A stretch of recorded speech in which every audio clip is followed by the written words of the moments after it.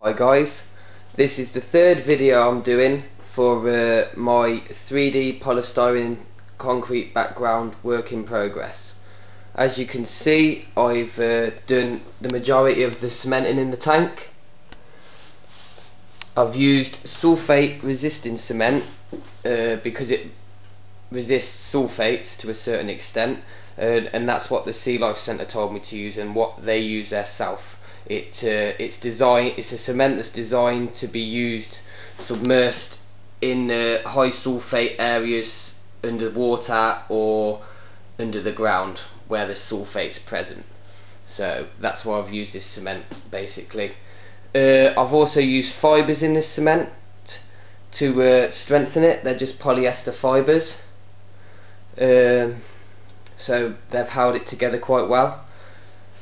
I've done 3 layers on the background all the way round, apart from this area over here, and there's another area just here and here that need finishing off with a 3rd layer.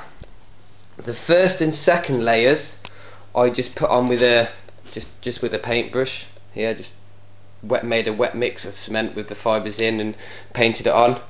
It went on really well. But the second and third layers were a bit more hard to put on, because as soon as I put the wet cement on the dry cement that was already on there on the first and second layers, the water moisture just got sapped straight out of it and it was more or less unworkable to use with the brush. So that's why this area that's got the second coat is very rough looking. You can still see the brush marks in it, so I wasn't quite happy with that finish. So what I did, I went out and I got myself some latex gloves. Well, they're not latex, but work gloves to protect my hands from the cement.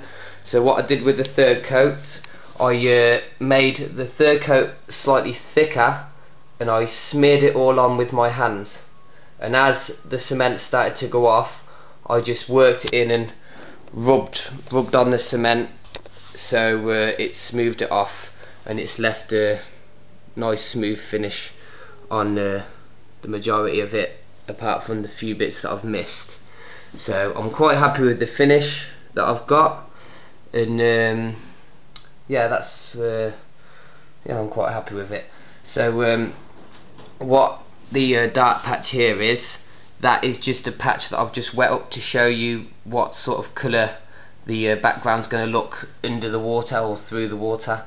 It's just, like you say, it's quite grey and light coloured with just the plain cement, but when it's wet with water it goes a lot darker. That's actually dried up a little bit because I wet it about 10 minutes ago, so it goes darker than that. I was planning on putting a 4th coat on and using a pigment dye in it to add a bit of depth and highlights and lowlights to the tank, but I've opted against that because I didn't want to put too much weight of cement into the tank in case I ever have to move the tank in the future. Hopefully I don't have to for a long time, but I've used 2 bags of cement, so nearly 2 bags of cement so far. So that's around 50 kilos of cement, and with the water that's added to that as well, which stays in the cement even after the chemical reaction's gone off, because none of the water out of the cement and water reaction actually evaporates, it stays in the cement. So I'm guessing that I have probably around 60 kilos of cement in on top of my polystyrene at the moment. It's not going to take too much more to finish these areas here and here. I've just got another few touch-ups under here to do, but basically I'm quite happy with how it looks and the colour through the how dark it is with the water on it. So I don't plan on using a pigment dye. One, because if anything it's quite dark there now, and if I wanted to do anything I'd probably want to lighten it up maybe when it's wet through the water, but I don't think even with a pigment dye I'm going to be able to lighten up the cement because it's naturally quite dark when it's wet anyway. So I think darkening it up wouldn't be a problem, but trying to lighten it up, I don't think it's going to work. Also, there's a few cracks that have turned up. I haven't done any work in this for about a week and a half now, so the cement's had a good time to cure and go off. I don't know if you can actually see any. No, you can't see them with this camera, but I've got a few hairline cracks in a few different places. You can't really see them. There's one just there, another one at the back just there, but the concrete's it's gone very hard. Even if you bang it around the cracked areas, it doesn't break or crack or split anything, because I think the fibres are doing their job and holding everything together.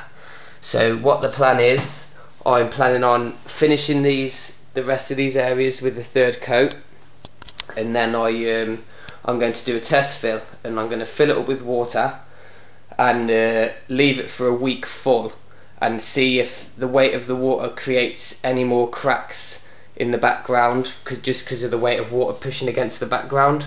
I don't know whether it is, it may not, so that's what the trial is. But what I plan to do after that, if there's any more cracks appeared, I'll empty the tank, and then I'm going to fill the cracks in with a smear of cement over them, rub it in with my gloves again, and hopefully no more cracks will appear. But I think if they do, they probably won't stand out too much, because the background's so big in the first place, and also with the way the colour, with the water colour, it will make the background very dark, so I don't think you'll notice the cracks as much as now when it's dry. So basically that's what I've done so far.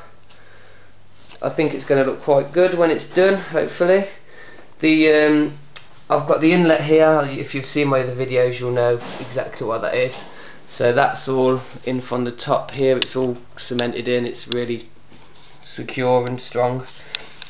And where my boxes are camouflaged in at the back, down here, in there, they're behind the background. Here's the bare polystyrene, because obviously I can't cover that. I think I'll panel the tank up after, and just put some wooden boards over there or something. I've got some stuff that matches the cabinet and the hood, so I think we'll just camouflage that in.